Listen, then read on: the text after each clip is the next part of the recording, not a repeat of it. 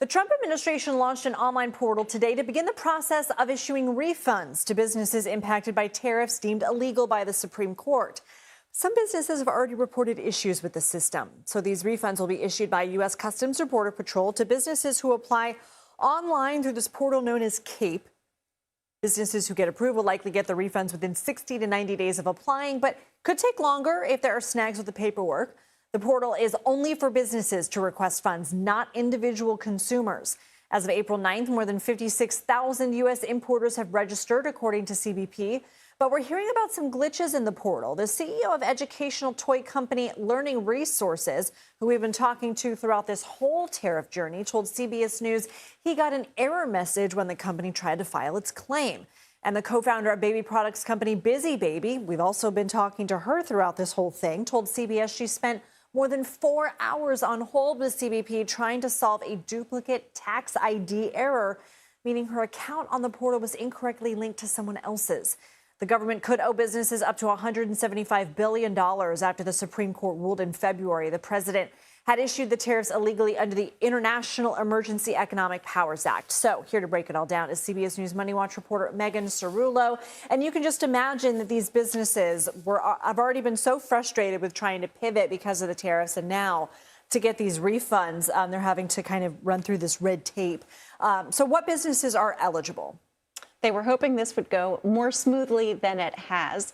The businesses that are eligible are those that paid tariffs that Trump imposed under the International Emergency Economic Powers Act. So these are the so-called country-based tariffs that businesses paid roughly $170 billion worth.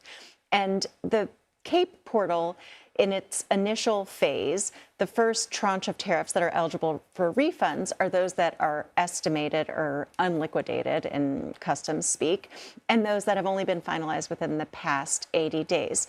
So that amounts to about 63% of the IEEPA tariffs that businesses paid, or $170 billion worth. So you noted in your web piece on this that refunds aren't automatic. The burden of applying, of getting these funds is essentially on the individual business. What more can you tell us about some of the obstacles they're facing? Well, someone described the process as similar to lining up in an online queue to buy Taylor Swift concert tickets. Ooh. For example, it opened at 8 a.m. this morning. I talked to a small business owner who said he'd done all the prep work. He was ready to go. He submitted his claim, and it was accepted at 8:01, so just a minute after the portal had opened. And he said he was number 1,500 in line.